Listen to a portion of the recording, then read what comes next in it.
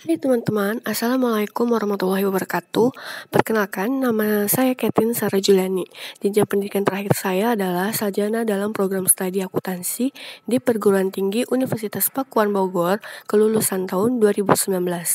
Saat ini, saya sedang bekerja di salah satu perusahaan konsultan pajak sebagai staf accounting dan pajak. Dalam rangka mengimplementasikan ilmu yang saya pelajari saat bekerja, hari ini saya ingin berbagi informasi kepada teman-teman untuk menunjukkan kegiatan sehari-hari saya dalam menjalankan aktivitas penyusunan laporan keuangan di tempat saya bekerja. Oke, kita lanjut aja langsung ke pembahasannya ya. Step pertama yang dilakukan dalam penyusunan laporan keuangan perusahaan adalah di mana perusahaan akan memberikan dokumen-dokumen yang diperlukan untuk penyusunan laporan keuangan. Contohnya seperti rekening koran, buku kas, pembelian, penjualan, deposito, dan lain-lainnya. Untuk sebagai contohnya, di sini ada salah satu laporan keuangan perusahaan yang cukup sederhana, di mana dokumen yang diberikannya adalah rekening koran, penyusutan, dan deposito. Setelah diberikannya dokumen-dokumen tersebut, yang kita lakukan adalah merekap semua data yang dikirimkan untuk mempermudah step penjurnalan.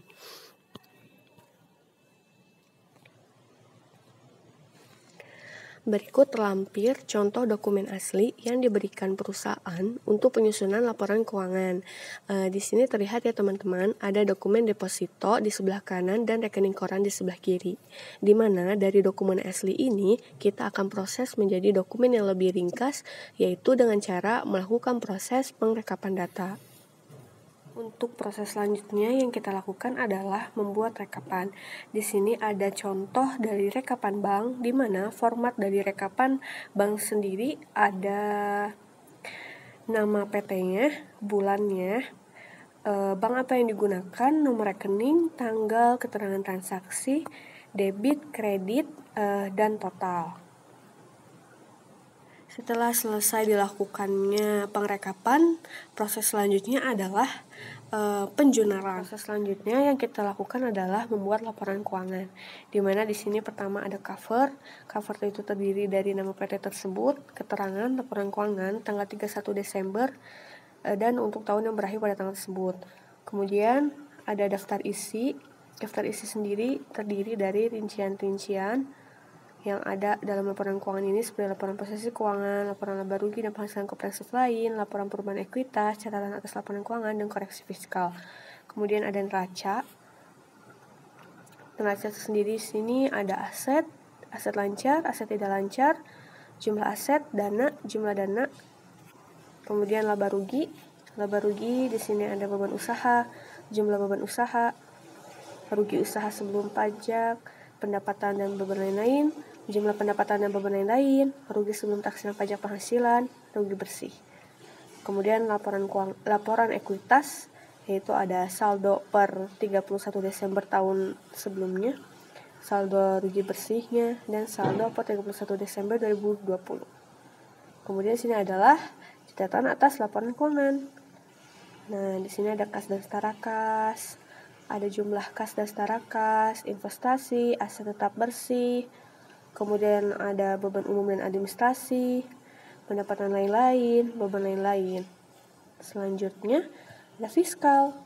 Fiskal ini ada rugi sebelum pajak, koreksi fiskal, fiskal positif, fiskal negatif, penghasilan kena pajak, PKP pembulatan, taksiran pajak penghasilan, prepaid tax, PPh pasal 29 kurang bayar.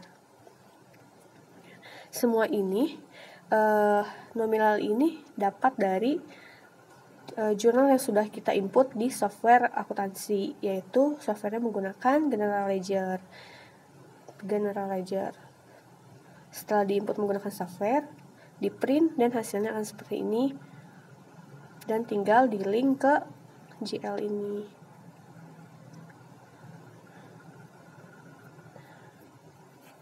Oke, jadi begitulah caranya. Bagaimana cara dalam laporan keuangan, penyusunan laporan keuangan.